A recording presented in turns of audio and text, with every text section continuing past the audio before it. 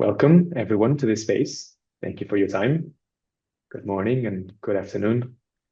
And it's a real pleasure to host you at this civil society press briefing on fossil-free zones.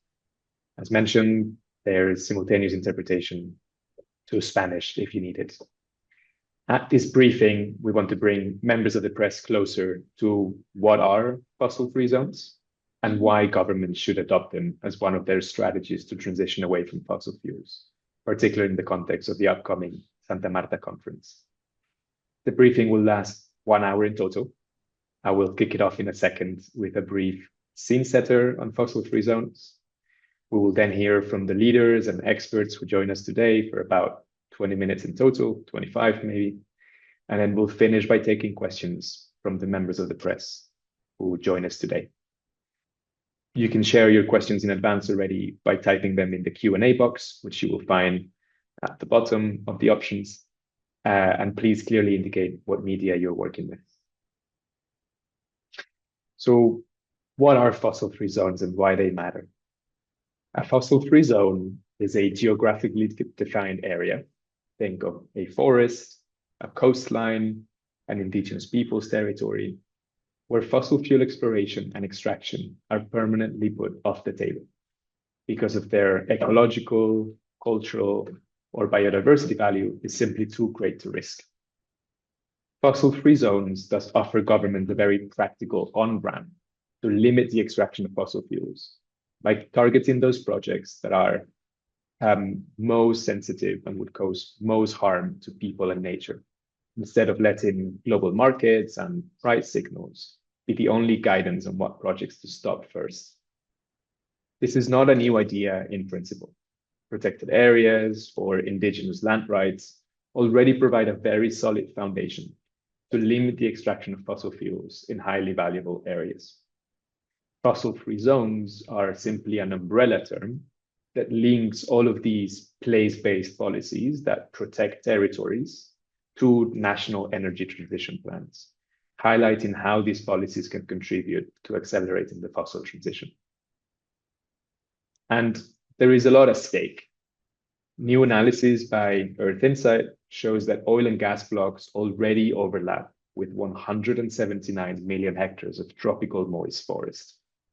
That is roughly 21% of all of the Amazon, the Congo Basin, and the Southeast Asian forest combined.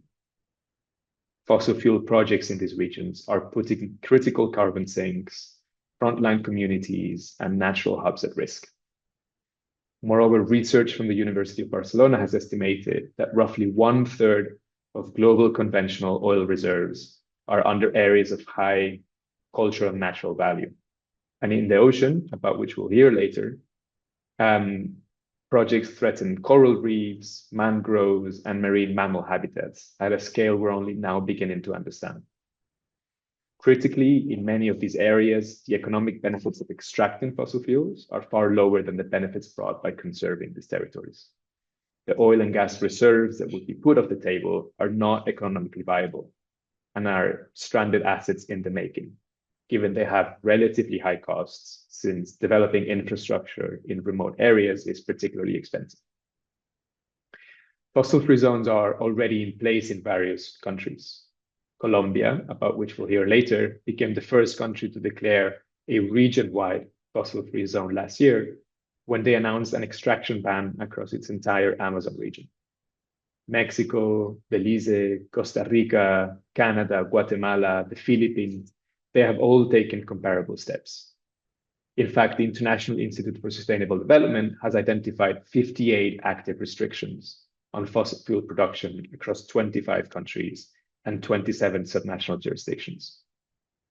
So at the first international conference on transitioning away from fossil fuels, taking place in Colombia in just over a week, governments have a unique opportunity to advance this policy as a key pillar of the fossil transition.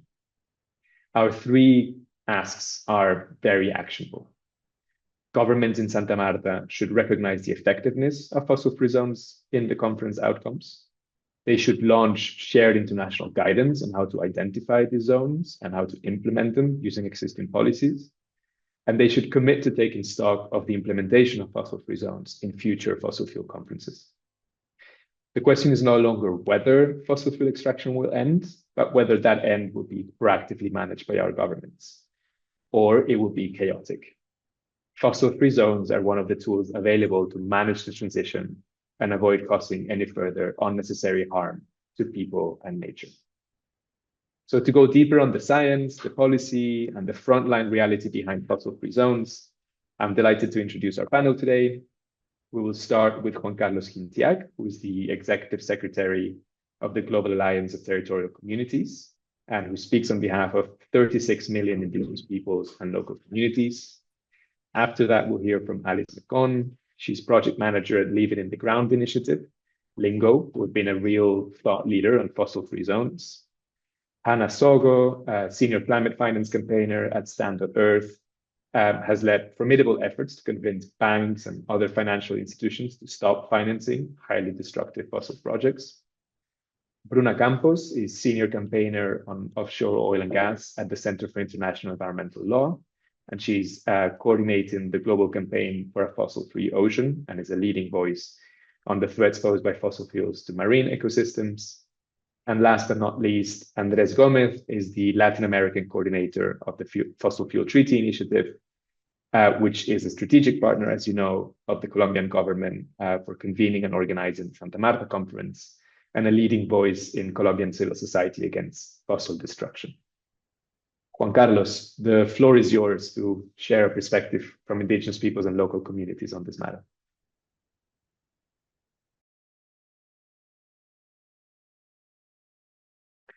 Juan Carlos, you're muted. Thank you. Thank you, Ignacio. Thank you for this invitation. And I'm going to speak on behalf of the indigenous organizations of the tropical region, GATC, Global Alliance. At the first international conference on transition away from fossil fuels, we, the indigenous people and indigenous organizations, leaders, are urging the 45 governments that are attending to adopt fossil-free zones as a concrete and immediate pathway to advance the global energy transition. We hope this event will result in the inclusion of the fossil-free zones in their national transition plans. So we are indigenous organizations, leaders, and the center of this momentum. Speaking, GATC represents 35 million indigenous people and local community across 24 countries, collectively defending 58 million hectares of forest, almost 1 billion, with titles and territories in our hands. For us, stopping fossil fuels extraction is not only a climate imperative, it is essential to defending our territories, our governance systems, and our right to self-determinations, including free, prior, and informed consent.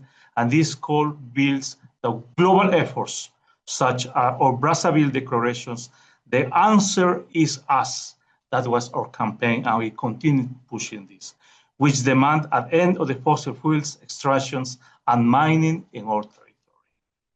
2026 represents a rare momentum political alignment across the three major international processes. The co-presidency roadmap transitional away from fossil fuels COP30 agenda, have a reverse deforestation and the upcoming review at the Global Biodiversity Framework review at the CBD COP70 in Yerevan.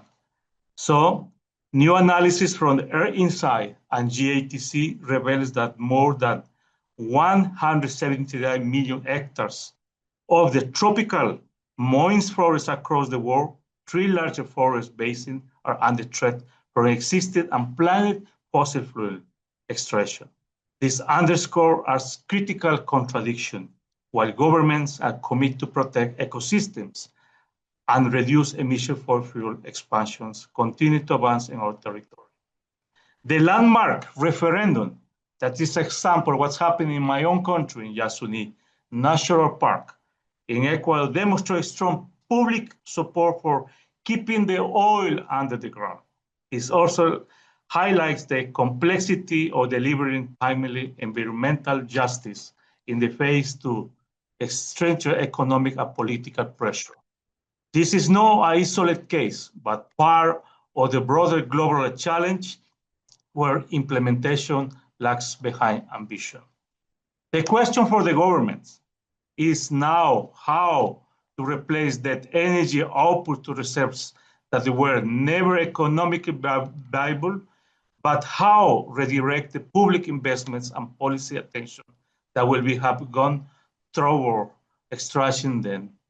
Countries that establish credibly free zones extending their eligibility for international climate and biodiversity finances mechanisms, including resource-based payments for reducing deforestation like the Tropical Forest Forever facility as example.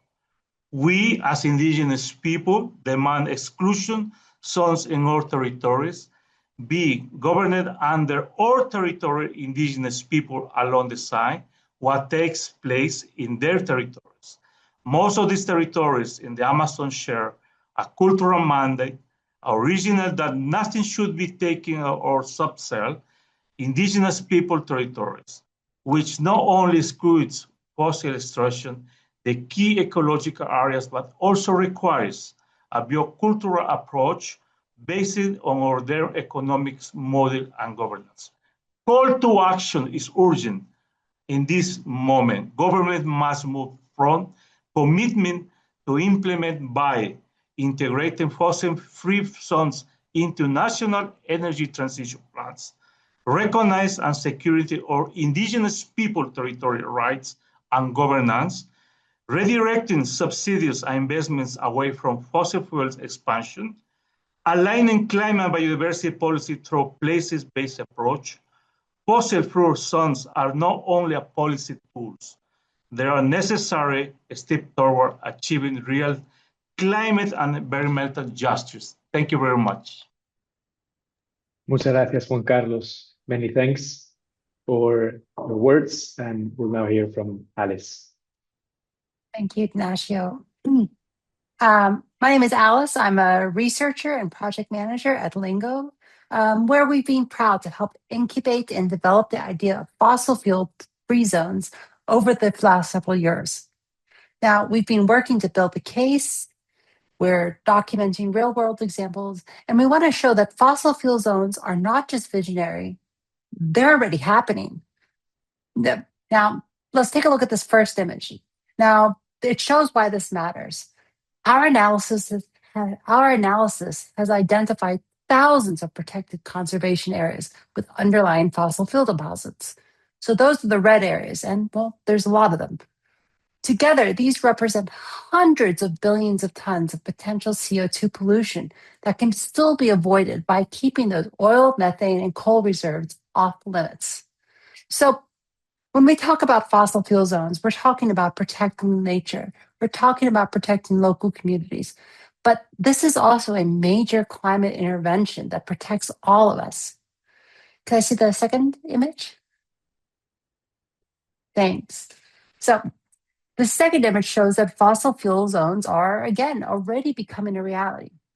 In addition to the work that IISD has done to track laws that are creating fossil-free zones, we're also looking at around the world more than 500 sites and regions which have already declared themselves some form of fossil-free zone.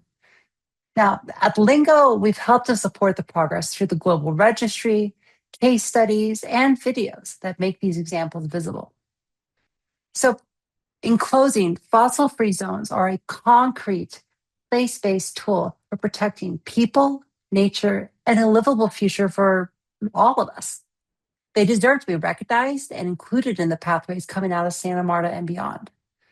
And just to leave you with one last line, that fossil fuel zones are real life, right now examples demonstrating that a post-fossil fuel world isn't just possible, it's already happening. It's time to recognize their leadership and include them in our phase-out plans at Santa Marta. Thank you, Ignacio. Thank you, Alice. And we'll now hear from Hannah Soto from Stand.ear. Thank you, Ignacio. Good morning, everyone.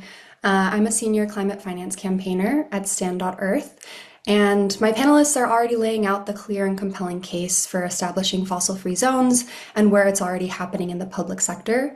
I want to elaborate on Alice's message that this is not a radical idea and it's already happening, and specifically where it's happening in the private sector. So over the past few years, major banks have started shifting their financing away from high-risk, high-polluting sectors, including coal, Arctic drilling, and fracking, and they're increasingly doing the same with oil and gas expansion in the Amazon. This progress would not be possible without the leadership of Indigenous peoples who are advocating to end fossil fuel extraction in their territories. Stand.earth contributes to this work through our Banks versus the Amazon campaign, which started in 2021. We work alongside Indigenous leaders, pressuring banks to end financing for oil and gas in the Amazon biome. Since the campaign started, 11 banks have introduced policies to restrict their fossil fuel financing in the region. Can I get the next slide, please?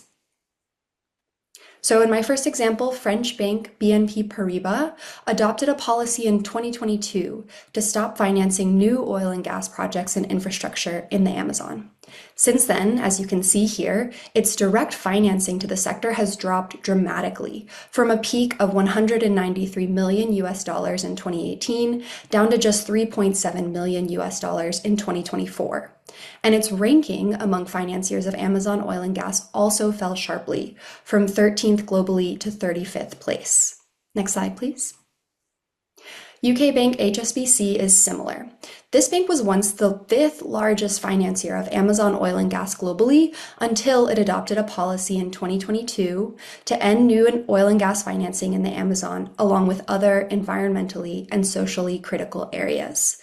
Since then, its direct financing from the sector has fallen from a high of $555 million in 2017 down to $12 million since 2024, and its ranking has dropped to 17th in our latest analysis. All of this data is compiled by Stand.earth and available at the website banksvstheamazon.org. You can go to the next slide.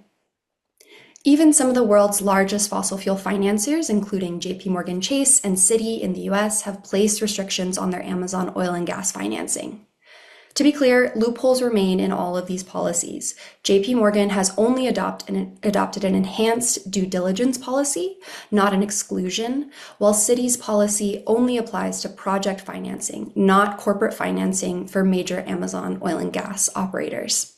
Even BNP Paribas and HSBC still have ties to companies operating in the Amazon, including Petrobras, the Brazilian oil company behind a controversial new drilling project at the mouth of the Amazon. So these are not complete victories, but they do provide proof of concept for exclusion zones in the private sector. When an institution pledges not to support fossil fuels in sensitive regions like the Amazon, it has a real impact. If we are serious about addressing the climate crisis and respecting Indigenous people's rights, all banks must go further, and governments must follow suit. For banks, that means fully excluding financial services for fossil fuel expansion in the Amazon and other sensitive regions. We cannot achieve the speed and scale of the energy transition required without both the private and public sector stepping up.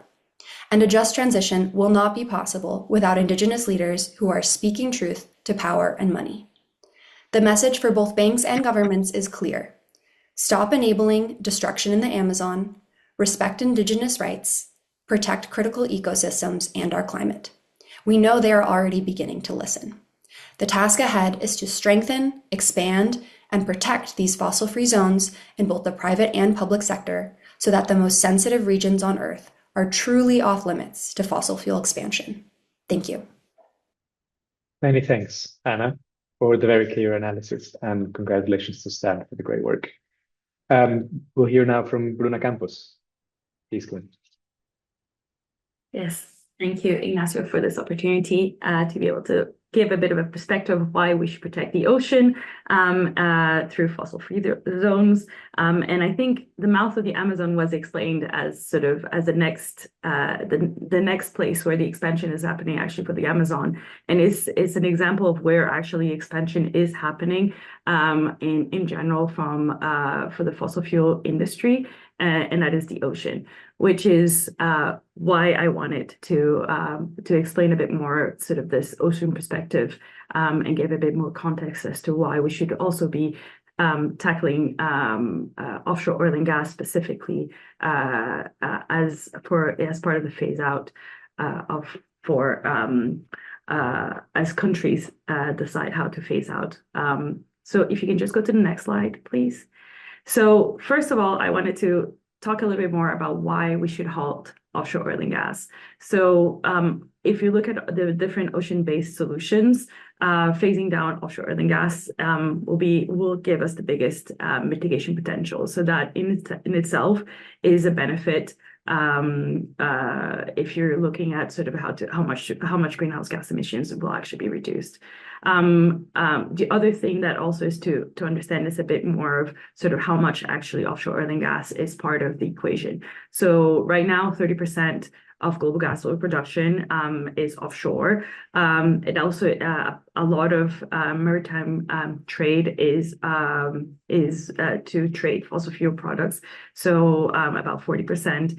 And lastly is that the largest most of the recent discoveries, so about in 2024, 85% of recent oil and gas discoveries were offshore, where a lot of the largest oil and gas finds are actually in deep and ultra deep waters, which is a big problem. And if we go to the next slide, I can explain why. Offshore oil and gas has impacts on the ocean, not just from a climate change perspective. So as we always talk about quite a lot on sea level rise and ocean acidification, but there's also other impacts that is often overlooked, which is throughout the full life cycle. So that is through its exploration, production, transportation, and post operations. So things like, for example, seismic surveys have an impact on marine ecosystems. So, for example, studies have shown that zooplankton are highly affected by seismic surveys, and zooplankton is the core of marine life. So, is the all food web. The food web is dependent on zooplankton. Therefore, if you're actually having an impact on zooplankton, you're having an impact on the food web in itself. So just an example of how just from exploration, you already have quite a lot of impact. But obviously, some of the things that often is overlooked is the amount of chemicals that are introduced into the system. Obviously, there's like a lot of oil spills, chronic oil spills. We often only think about the massive oil spills, but there is a lot of also chronic spills that are taking place.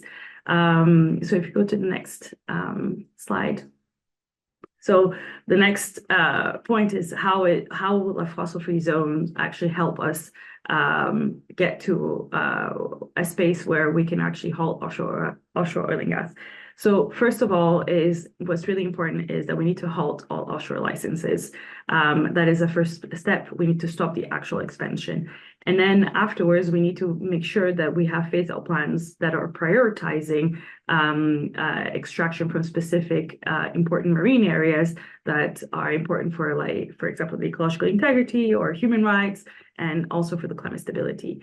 And as a specific example is the Coral Triangle. It's a region that is very important for biodiversity, but it also has a high amount of overlaps of offshore oil and gas blocks, where it's overlapping in this marine protected areas, but also for the coral reefs and seagrass meadows. So this is just to give you a context of sort of how important the ocean is. Thank you.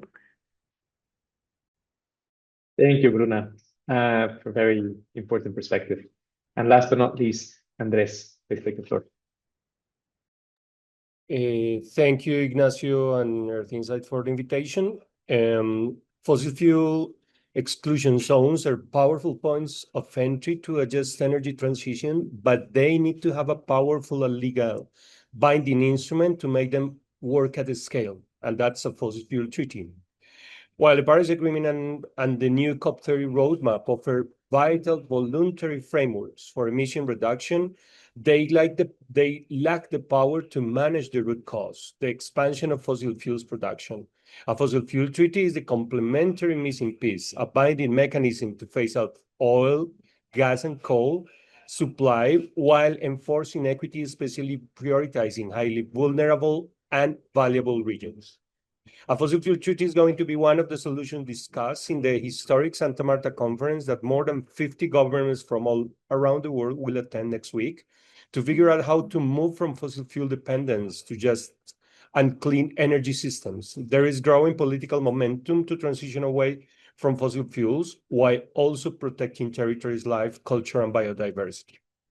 Fossil fuel exclusion zones are vital steps for the world, and because they require unprecedented levels of international cooperation, they could only be implemented through an instrument like a treaty. In this case, no new coal, oil, and gas, one of the three pillars of the treaty, will be justified because a territory is too important to risk.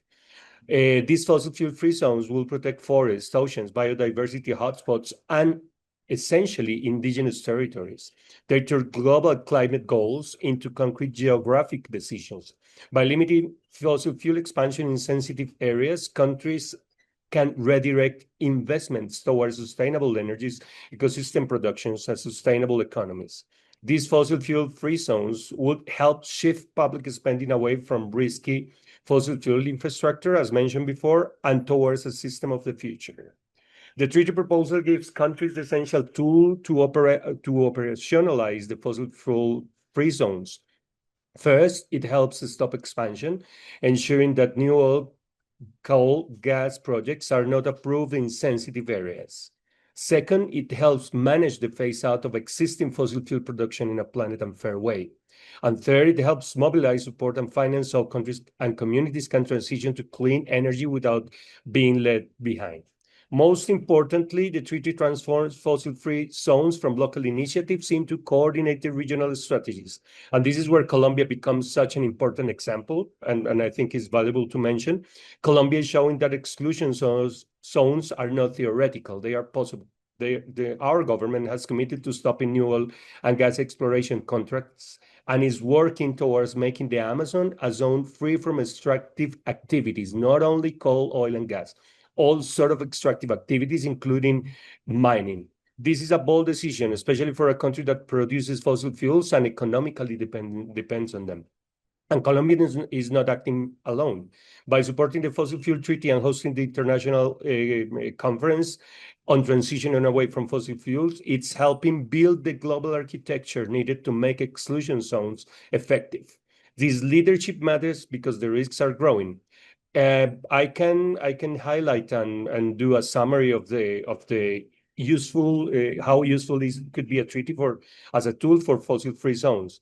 A fossil fuel treaty is a key tool for states to comply with legal obligations on climate recently recognized by the Inter-American Court of Human Rights and the International Court of Justice. At the same time, a treaty could be a fundamental multilateral instrument for creating the first fossil fuel extraction exclusion zone in the Amazon, halting oil and gas expansion and building exit and comprehensive reparation plans for the affected territories. To date, 18 national states, over 4,000 civil society organizations, 3,000 scientists, more than 100 Nobel Prize winners, and 11 Amazonian indigenous nationalities support the call for a fossil fuel treaty. Colombia was the first country in the region to be a participating nation on the Fossil Fuel Treaty Initiative. And not only did the country reduce deforestation to the lowest level in the 2 decades, but it also committed to making the Amazon the first exclusion zone for all types of extractivist activities, including mining, coal, oil, and gas extraction. This is a demonstration of political will to respect indigenous people, which is being promoted within the framework of the ACTO discussions with other countries in the basin. Colombia is showing that leadership is possible. Indigenous peoples are showing that protection is possible.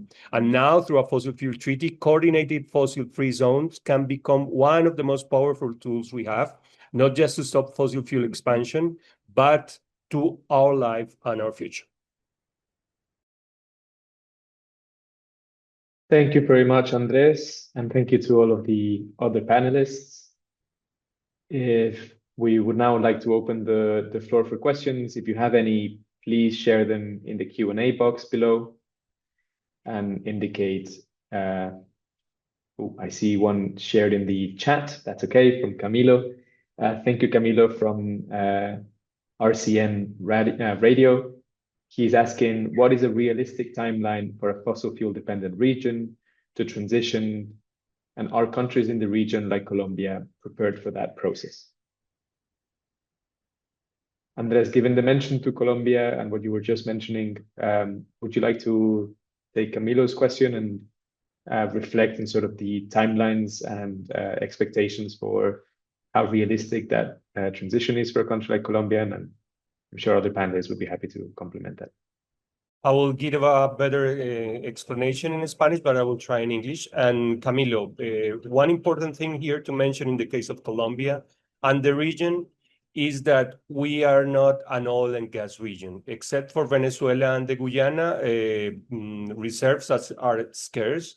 Colombia only have 0.5% of the global proven reserves. And this is something that we need to face, and the proposal of Colombia in international terms of being together in a multilateral space to discuss, to get attention and to get a perspective that the finance should change for supporting countries like Colombia is something very important. Colombia is fuel dependent, is dependent in terms of revenue for exports, but we don't have oil and gas in Colombia. That's very important, and I think that's something that is not a question of if Colombia is prepared. It is something that is happening, and we need to change it, and through a multilateral process like this one proposed by a treaty, and which Colombia is part of. It's a good way, and is the only way to try to solve our fragility. Thank you, Andres. And to complement that, Camilo, I think it's very important to highlight that areas that would be left, that are would be identified as fossil-free zones, they're often very expensive to develop. So what we're looking at is these are those that make the most economic sense to start with, not only because they are remote areas where building infrastructure to extract fossil fuels from there is very expensive, but also because you're undermining and threatening very important economic sectors that exist in those areas already. Fundamentally and very importantly, those that are based on traditional indigenous economies and visions of the world, but also local rural communities, local fishermen that depend on rich coastlines and marine biodiversity, and many other sectors of the bioeconomy that are affected by fossil fuel expansion. So, this should be the priority areas where we start implementing the transition. And governments that do so would not be losing any very attractive economic opportunities. On the contrary, they would be protecting their ecosystems and bioeconomy for the future. There's a second question in the Q&A panel. It's relatively similar. Thank you for sharing it. But given the current energy price volatility and the ongoing energy crisis sparked by the war in Iran, how would panelists respond to governments that argue that they cannot afford to leave these reserves untouched right now? A bit similar to the previous question, but I'm sure we can pass it on to maybe Bruna, who would like to answer on this. Yeah, thank you.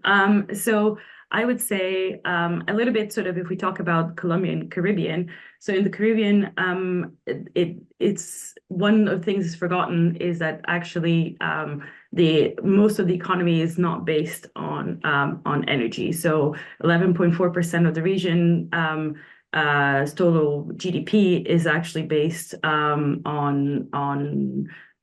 tourism. Like it's dependent on tourism for income, just an example. So if there is an oil spill, for example, in the region, you have a lot of people that will be impacted, so fisher folk, but also sort of other aspects of the economy that will be impacted. So the way I would respond is sort of why we need this type of transition, why we actually need to have the transition, and why we need to gather together as we are doing now in Santa Marta and talk about how that transition will happen, is to be able to actually get away from this energy price volatility. In a sense, it's if governments are actually keen to achieve what we're setting out to do in Santa Marta, they will have a plan to be able to move away and not have to touch these areas that we are trying to protect, in a sense.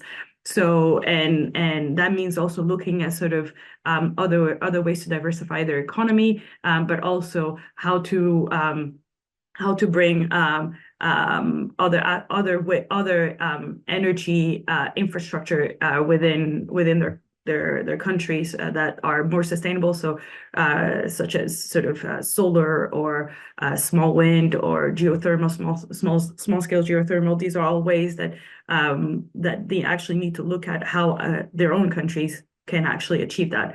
So in a sense, the argument that we currently are in a crisis and therefore we need to continue to stay so that we continue staying in a crisis is not an argument in itself. This current crisis just means that we need to actually do more and faster to transition away from fossil fuels. Thank you, Bruna. To add an additional data point, just recently, Ember, a British-based think tank, released a report showing that solar energy has now a lower capital cost than all other fossil fuel alternatives in all emerging economies. So not only they are more competitive in the long run as an option, but they're also even cheaper to install now than most fossil alternatives. So the answer is there for the taking. I think a critical difference, though, and one we have to deal with, is that fossil fuels do generate a certain amount of revenue and foreign currency, as you can export it, that maintains a lot of social services, and we do have to provide a way for countries to find alternative sources of income for that. But importantly, renewables offer a much greater public good than fossil fuels do, even if they offer smaller private benefits, which might be one of the biggest political barriers we face. There is another question for Hannah. Where is the majority of financing for Amazon oil and gas operations coming from? Yeah, so Stand tracks this information through our annual Amazon Banks database, and we found that since the Paris Agreement was signed in 2016, banks have directly financed over $15 billion US to Amazon oil and gas activities, and just 10 banks are providing over 75% of that financing. So it's really disproportionately coming from a few banks. When you look at the 2024 to 2025 financing, the top banks for Amazon oil and gas support are Itaú Unibanco, a Brazilian bank, US banks JP Morgan Chase, Bank of America Citi, and Peruvian bank Credicorp. When you look historically, JP Morgan Chase, Bank of America, and Citi are there, but as you've seen some banks adopting Amazon oil and gas commitments, like I mentioned earlier, you're seeing the rise of smaller banks or regional banks increasing their financing in the region. Yeah. Thank you, Hannah. I have a question for Juan Carlos. The GATC represents, as you said, 36 million indigenous people across 24 countries, defending nearly 1 billion hectares of forest. So in practical terms, what does fossil fuel expansion mean for the daily life and survival of those territories? What are communities, the communities that you represent, experience it right now by fossil fuel expansion?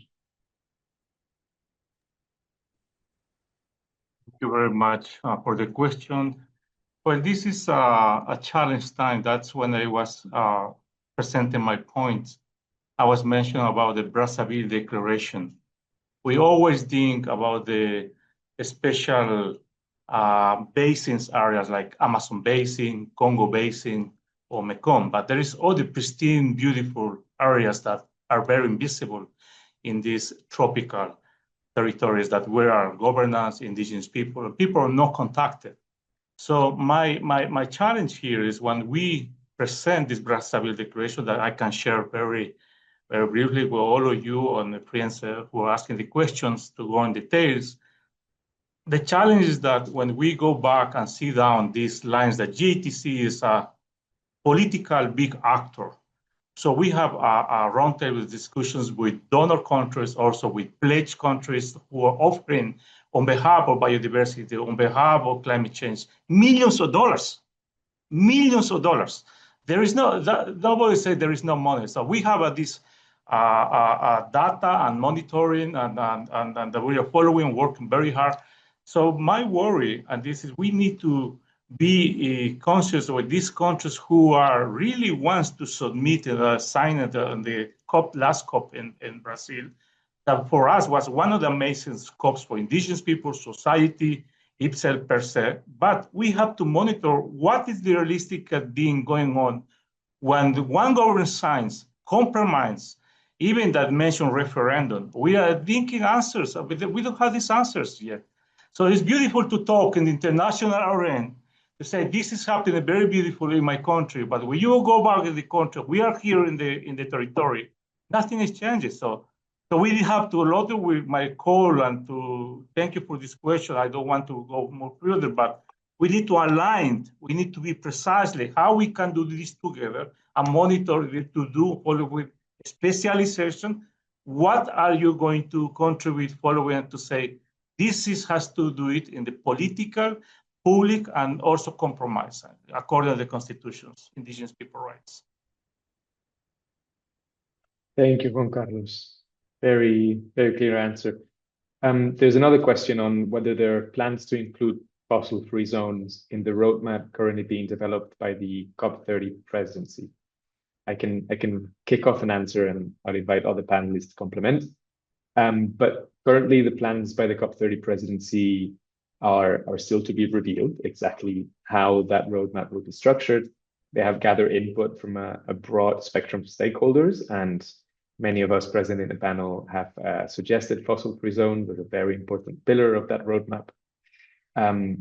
Directly in Brazil as well, just recently the Acampamento Terra Libre took place, which is the gathering of indigenous communities and indigenous leaders, and they included fossil-free zones as one of the key demands from indigenous peoples of Brazil towards the Brazilian government. And I am aware also that the Observatorio do Clima, which is a network and a group of various civil society organizations working on climate, also recommended this to the Brazilian government. So for sure, the voices pointing at the effectiveness and the necessity to implement fossil-free zones in the roadmap are clear and loud, and there is a big variety of stakeholders standing behind this policy strategy.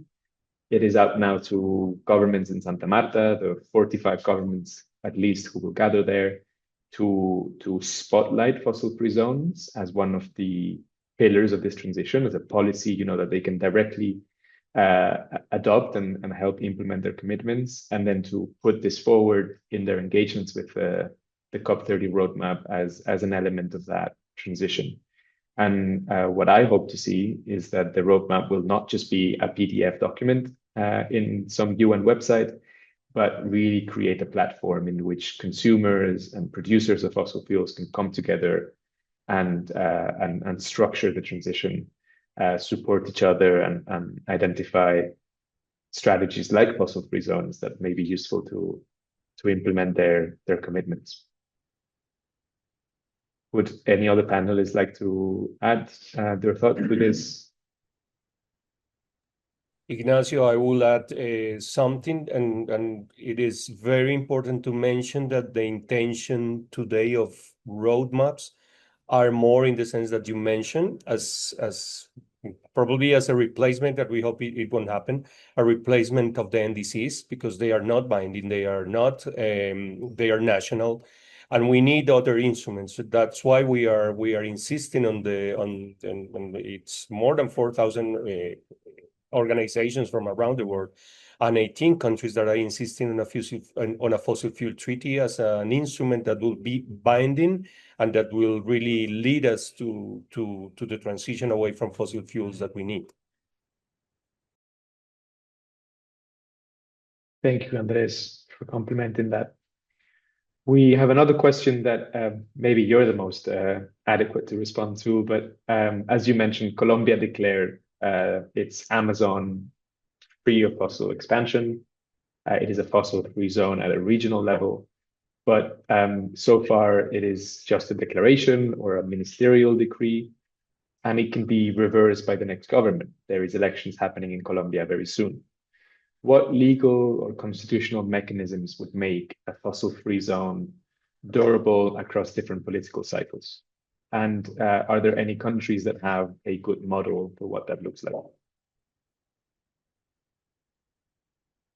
I'll try to answer shortly, and I think the question is very, very important, and we don't have now more than the government willing to honor this, and we couldn't advance in important points like this. I should mention then that Juan Carlos Lozada, as one of the very most important persons in the Congress, tried to get this ban on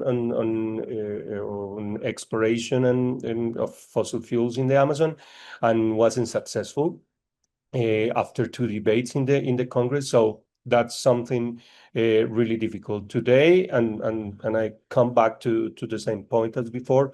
We need some other kind of regulations, some other kind of mechanisms, like a treaty. We make this intention something binding, but also that makes part of a bigger discussion, a discussion where nature and economy and preservation of indigenous territories is in the center, that could help countries like Colombia to solve the economical dependence on fossil fuels. So I think that's something further than our possibilities as countries, and that's why we need united actions in terms of multilateralism. Thank you, Andres. Luna, do you have another perspective from an ocean conservation or marine point of view? Yeah, I have a perspective not just from the marine part, but I'll use the marine as an example, but it is actually because it's asking legal or constitutional mechanisms. So first, I just wanted to highlight that states already have an obligation to protect to phase out fossil fuels, and that's been clearly defined by the International Court of Justice in its advisory opinion, but also the International Tribunal of the Law of the Sea in its advisory opinion, as well as the Inter-American Court of Human Rights has also had an advisory opinion. So in a sense, it's important, Andres has already talked a lot about a treaty, why a treaty is needed, and the importance of having a treaty to ensure that governments are on the same page and are binded by a phase out. But it's not just for that, but also to ensure that at a regional level, governments will also be tackling that phase out. So to give you context, in the ocean, you have regional sea conventions. You have, for example, in the Caribbean, you have the Cartagena Convention, or in West Africa, you also have the Abidjan Convention, and in Europe, you have a couple of different ones as well. And these conventions are meant to actually already set out to prevent, reduce, and control pollution, marine pollution, including pollution from greenhouse gas emissions, and including pollution from offshore oil and gas, for example.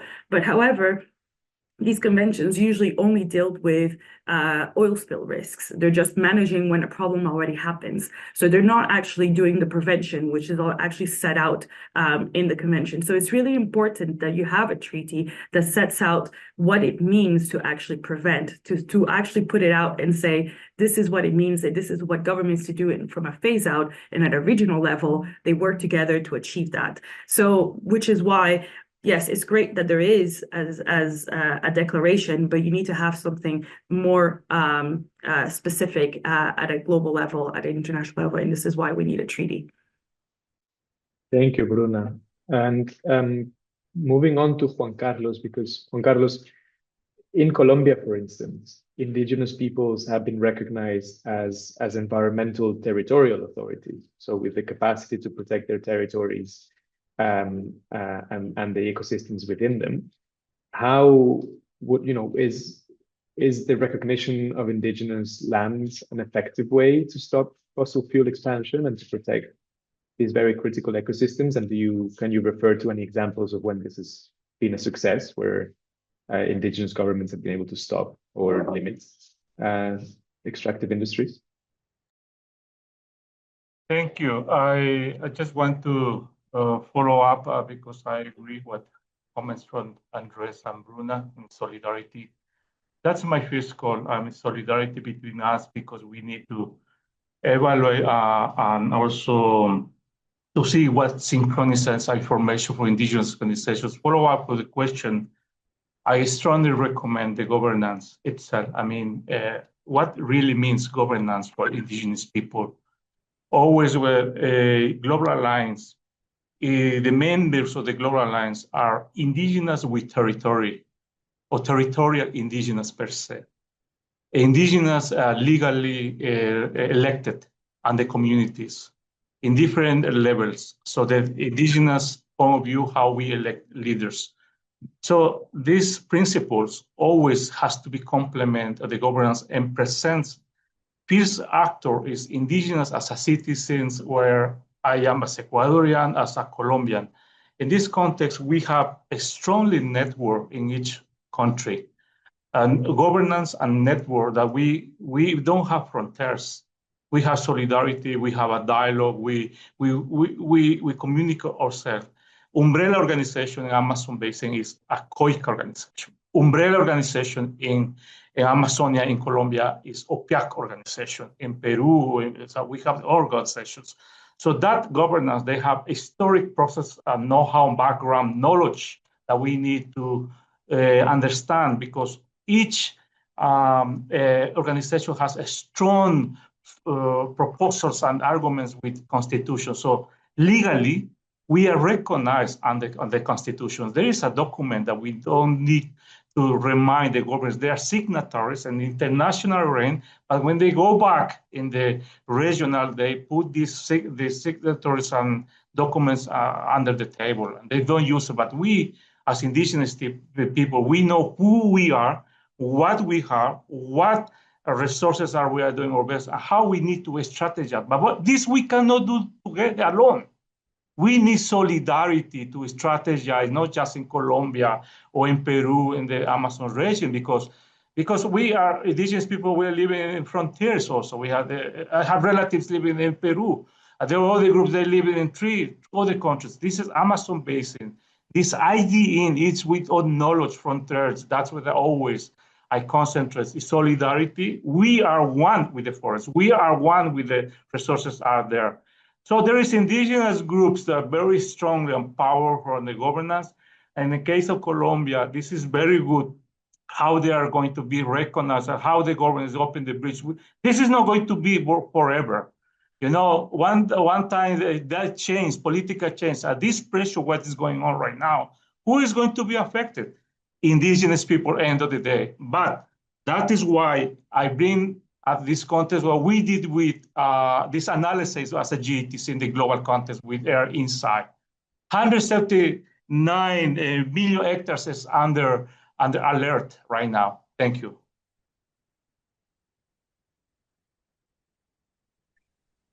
Thank you, Juan Carlos, for that perspective. Just a brief reminder for everyone that if you want to add a last question, you can type it into the Q&A or into the chat, and I will be able to catch it. We have a second question from Camilo. Thanks for asking. He's asking, what are the biggest obstacles to actually enforcing fossil-free zones in countries like Colombia, considering that many of these regions face very different socio-political contexts, including illegal armed groups that operate in some of these regions and affecting environmental protection efforts? Would any of the panelists like to take us? I don't know, Juan Carlos, if you want to share on the experience of indigenous peoples and the violence that they face and how this complicates sort of their opposition to extractive threats? Absolutely, and thank you. Sorry to take too much time. This is very important because you know how they strategize these companies like oil and mining. They buy us. The corruption they came into the community, they destroy the governance and the communities. And this is very dangerous with the criminalization. What is the data going on? With my brothers and sisters in Colombia, we have the data. Brothers and sisters, what's happening in other pristine and very ecosystems that we are protected with our life. That is going to, I'm very worried. My solidarity and call to this action, what we are calling right now, that is why we are presenting how we articulate in the regions, how we coordinate this strategy, using these instruments, information and data, because not forever and ever is going to be good or bad government. We need to articulate them. Always we need to stand there, but we cannot do this alone. Civil society, everybody. There's a good examples where my brothers and sisters, they have a strong governance, and this is going to be the key and the action to be united as the government indigenous people and solidarity with other actors. And we need to keep moving that way. Thank you, Juan Carlos. And certainly I can compliment having wide participation of civil society, social movements, and different stakeholders, particularly indigenous peoples' governments and representatives in designing these policies and in participating in having their voice heard when designing fossil fuel transition plans is fundamental to make these policies effective and durable in the long term. On the other hand, having a strong governance in the state also really helps. China's ecological red lines, for instance, are a good example of a sort of top-down environmental protection policy that is quite effective. We're gonna wrap it up here, but thank you very much for everyone who has attended. Thank you for the panelists for your time and for taking the time to join us today. If you want to reach out to any of the panelists, the contact data for our press colleagues is in the media advisory, and Shana has also shared it in the chat with everyone. You can reach out to her and she will connect you to any of the panelists. We will be also releasing research and other support elements that can help you draft stories. But many thanks for all who joined us. It's a pleasure to have been moderating this, and I hope to see you all in Santa Marta. My pleasure. Thank you. Goodbye. Bye. Thank you. Thank you. Bye. Thank you.